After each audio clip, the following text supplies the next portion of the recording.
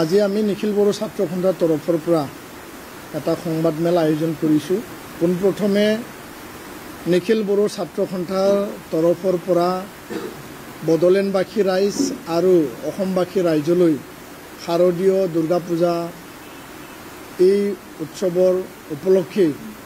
আন্তৰিক শুভেচ্ছা অভিনন্দন সকলোৰেকে হিয়া ভৰা অভিনন্দন আমি যাচিছোঁ। আজিৰ এই সংবাদমেলৰ যোগেদি নিখিল বড়ো ছাত্ৰ সন্থাই আমি স্পষ্ট আমি ক'ব বিচাৰিছোঁ, যোৱা 2025 BTC যি নিৰ্বাচন যি হৈ গ'ল, অনুষ্ঠিত হৈ গ'ল, এই নিৰ্বাচনত শান্তিপূৰ্ণভাৱে অসম ৰাজ্যিক নিৰ্বাচন আয়োগে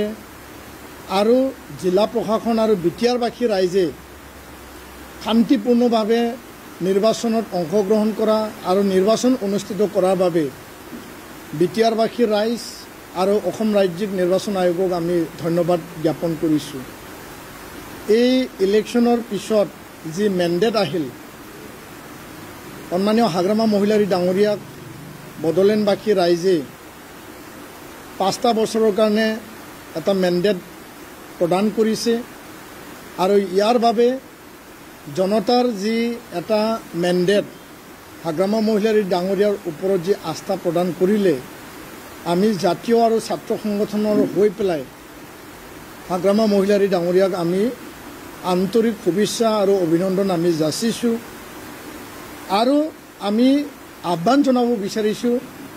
যে যোৱা 2020 শান্তি চুক্তিৰ পিছত 5টা বছৰে যি ইয়াত শান্তি সম্প্ৰীতি আৰু উন্নয়ন মিলাপ্ৰীতি যি এটা পৰিৱেশ ইয়াত সৃষ্টি হ'ল আৰু এই পৰিৱেশত কোনো হিংসাত্মক ঘটনা বা গুলী বাৰুদৰ ঘটনা যিহেতু ইয়াত হোৱা নাছিল, কোনো সংঘৰ্ষ যিহেতু ইয়াত হোৱা নাছিল, তেনে এটা পৰিৱেশ পৰিস্থিতি নিৰ্মাণ কৰি পেলাই বড়োলেণ্ড বিটিআৰ এই BTCখন আগুৱাই নিবৰ কাৰণে আমি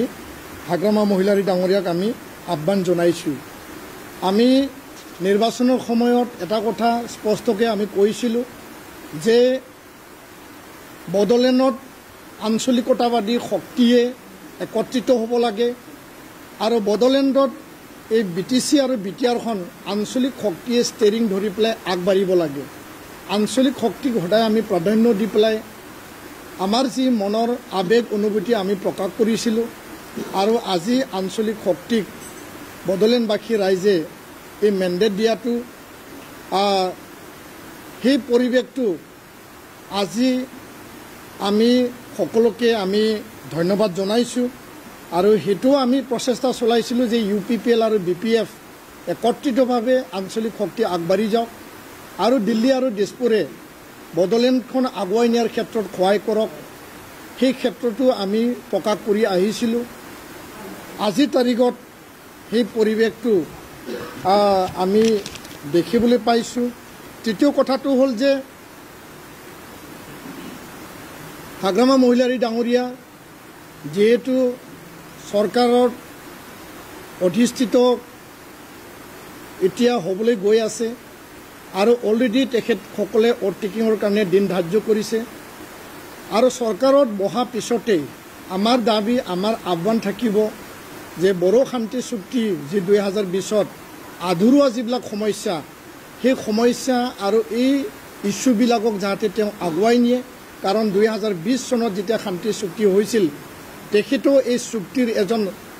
সাক্ষী হিচাপে, স্বাক্ষৰকাৰী হিচাপে তেওঁ স্বাক্ষৰ কৰিছিল আৰু ইয়াৰ কাৰণে ৰঞ্জন দৈমাৰী ডাঙৰীয়াক জেলৰ পৰা উভতাই অনা, বিটিআৰৰ সীমা সম্প্ৰসাৰণ কৰা বা 125 ভাৰত সংবিধানৰ সংশোধনী যি বিধেয়ক 280 আৰ্টিকেল যি ডাইৰেক্ট ফাইনেন্স পোনপটীয়া যি ভাৰত চৰকাৰৰ পৰা যি পুঁজি পাব লাগে, বিটিআৰত 60টা সমষ্টি বৃদ্ধি কৰিব লাগে, এই BTC আৰু বিটিআৰত VCDC নিৰ্বাচন কৰি পেলাই VCDCক অধিক ক্ষমতা সম্পন্ন কৰিব লাগে, সেই গোটেই বিষয়টো যাতে চৰকাৰত থাকি তেওঁলোকে সহায় সহযোগ কৰে। নিখিল বড়ো ছাত্ৰ সন্থা সদায় ভাৰত চৰকাৰ, অসম চৰকাৰৰ ওচৰত দাবী থাকিব যে এই বিষয়সমূহ যাতে ভাৰত চৰকাৰ আৰু অসম চৰকাৰে খুব সোনকালে আখৰে আখৰে চুক্তি ৰূপায়ণৰ ক্ষেত্ৰত যাতে তেওঁলোকে আগবাঢ়ি পেলাই কাম কৰে তাৰ কাৰণে আমাৰ দাবী আমাৰ আহ্বান আৰু গণতান্ত্ৰিক প্ৰক্ৰিয়াৰে গণতান্ত্ৰিক দাবীৰে আমি আগুৱাই যাম সেই কথাটোৱে মই স্পষ্ট কৰিলোঁ ধন্যবাদ